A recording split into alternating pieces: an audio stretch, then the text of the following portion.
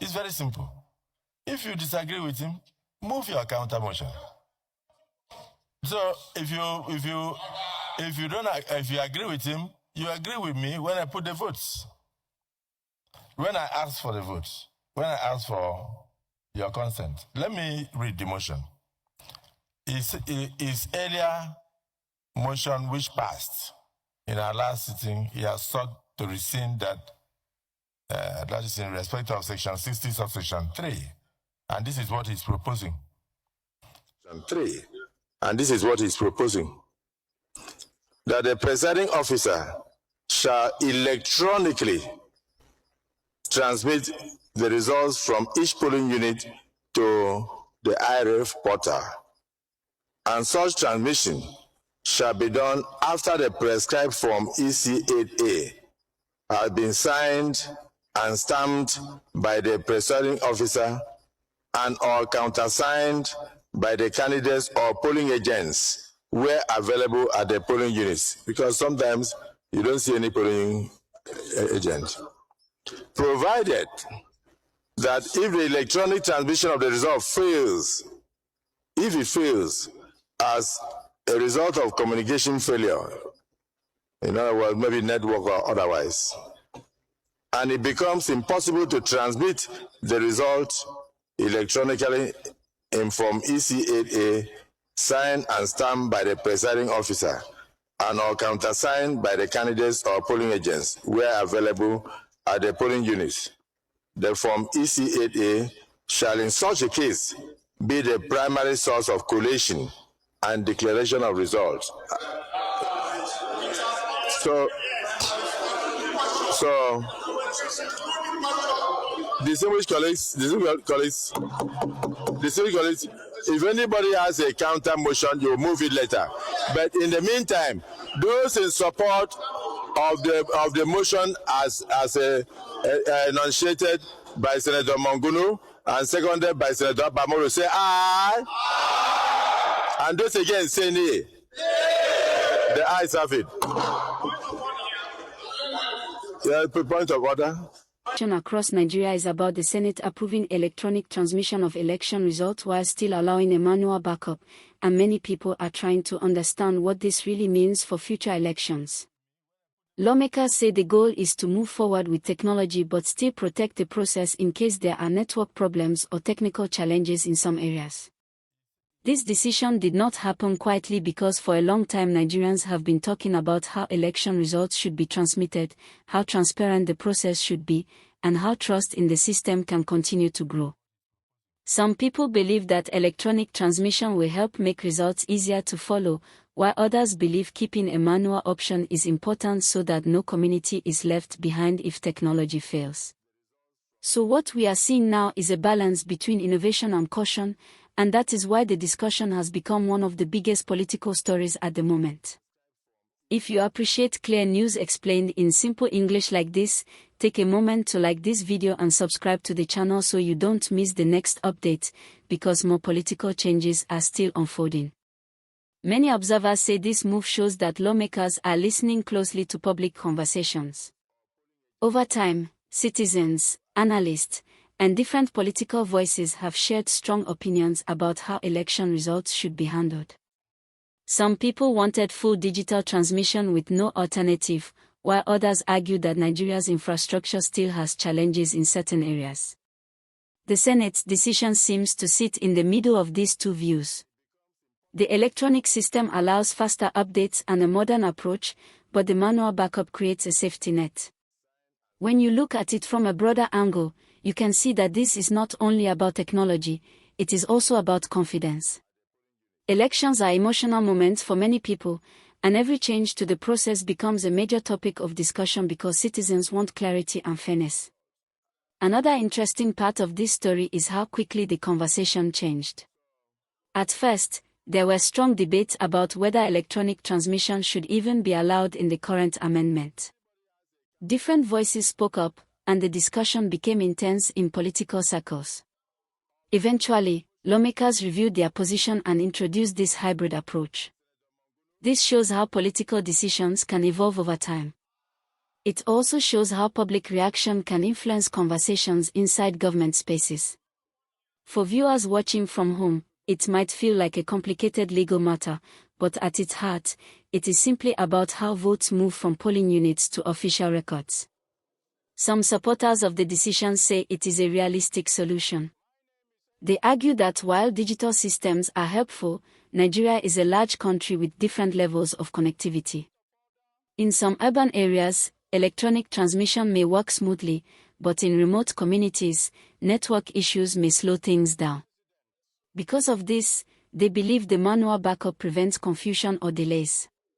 Supporters also say that combining both systems could reduce pressure on officials during election day because they have more than one method available.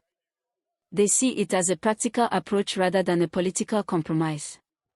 On the other side, some analysts believe Nigeria should continue strengthening digital systems over time. Their concern is that having two methods may create questions if there are differences between electronic records and manual sheets. They say stronger digital infrastructure could make results easier to verify. However, even many critics acknowledge that progress sometimes happens step by step. Instead of moving from fully manual to fully digital overnight, lawmakers appear to be choosing a gradual path. This gradual change might be why the story has become such a major talking point across media platforms and among everyday Nigerians discussing politics with friends and family.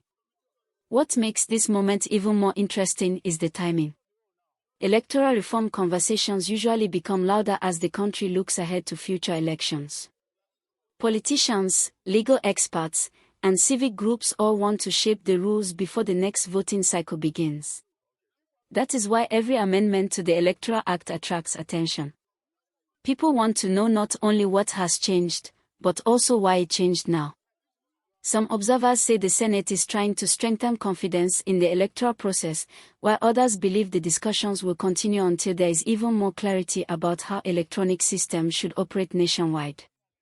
For many viewers, the most important question is simple: how does this affect ordinary voters? In practical terms, it means election officials may transmit results electronically whenever possible, giving citizens faster access to updates. At the same time, physical result sheets remain part of the process, which some people see as an extra layer of security. This dual approach could shape how election results are reported and discussed in the future. Instead of relying only on one method, the system now reflects both modern technology and traditional procedures. Beyond the technical details, this story also highlights how political debates are part of a healthy democratic environment. Different opinions do not always mean conflict. Sometimes they show that people care deeply about how their country moves forward. Lawmakers have to balance many perspectives, including technical experts, political groups, and public expectations. That balancing act is never easy, and it often leads to long discussions before a final decision is reached. In this case, the approval of electronic transmission with a backup plan suggests that lawmakers wanted a solution that could work across many different situations. Let's also look at the communication side of this story. When news about electoral reform breaks, it spreads quickly because people know it can influence the future. Social conversations become lively, and analysts begin explaining the details in different ways. Some headlines focus on the approval of electronic transmission, while others highlight the presence of a manual option. The truth is that both elements exist together, and understanding the full picture helps viewers avoid confusion. That is why breaking down the news in clear language is important, especially for audiences who want to stay informed without getting lost in technical terms. If you are enjoying this kind of detailed but simple explanation, remember to like this video and subscribe right now. Your support helps more people find balanced political updates without stress or complicated language. Now let's continue the gist, because the bigger story is not only about what has been approved, but also about what may happen next. Many political watchers believe that discussions around electronic transmission will continue even after this decision. Laws can be reviewed again, and policies can be adjusted as technology improves. Some experts say that as network coverage expands across the country, electronic systems could become more central in future elections. Others say the focus should remain on building trust among voters, regardless of whether results are transmitted digitally or manually. This shows that electoral reform is not a one-time event, it is an ongoing process that evolves with time. There is also a wider lesson here about governance. When major decisions are debated publicly, it encourages citizens to pay closer attention to how laws are made. People begin to ask questions, follow legislative sessions, and discuss policies more openly. That kind of engagement can strengthen democratic culture because it reminds everyone that political decisions affect real lives. Even viewers who are not deeply involved in politics may find themselves interested when topics like election transparency come into the spotlight. Another angle worth discussing is how technology is shaping modern elections around the world. Many countries are exploring digital tools to make voting processes more efficient, but each nation has to adapt these tools to its own environment. Nigeria's approach reflects its unique challenges and opportunities. By allowing electronic transmission while keeping manual backup, lawmakers appear to be acknowledging both progress and practicality. Whether this model becomes permanent or changes in the future will depend on how well it works during upcoming elections. As the story continues to develop, political analysts will likely watch how institutions prepare for implementation. Training for election officials, improvements in digital infrastructure, and clear communication with voters will all play important roles. Citizens will also be paying attention to see how the new approach performs when real voting takes place. Every successful election builds more confidence, while every challenge becomes a lesson for improvement. That is why today's decision is seen as both an achievement and a starting point for further reforms. Another interesting detail is how conversations around electoral reform often connect to broader national discussions about transparency, accountability, and public trust. When people feel that systems are clear and reliable, it can encourage more participation in the democratic process. Higher participation often leads to stronger representation because more voices are heard. In this way, even technical decisions about result transmission can have a deeper social impact. At the same time, it is important to remember that political news can sometimes sound more dramatic than it really is.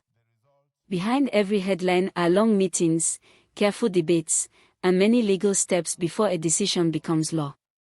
What viewers see as a sudden announcement is usually the result of weeks or months of discussion. Understanding this helps audiences appreciate the complexity of governance without feeling overwhelmed by it.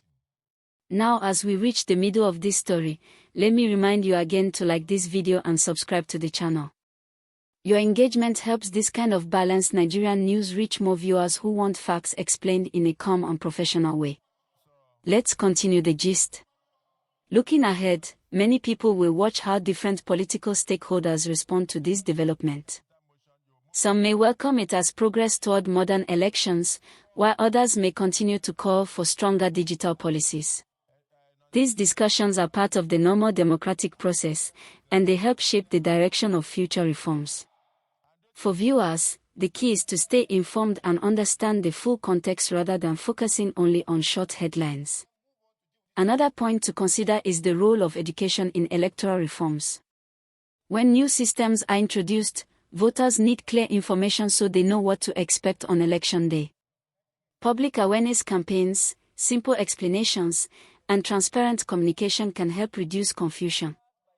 This is especially important in a country with diverse communities and different levels of access to technology.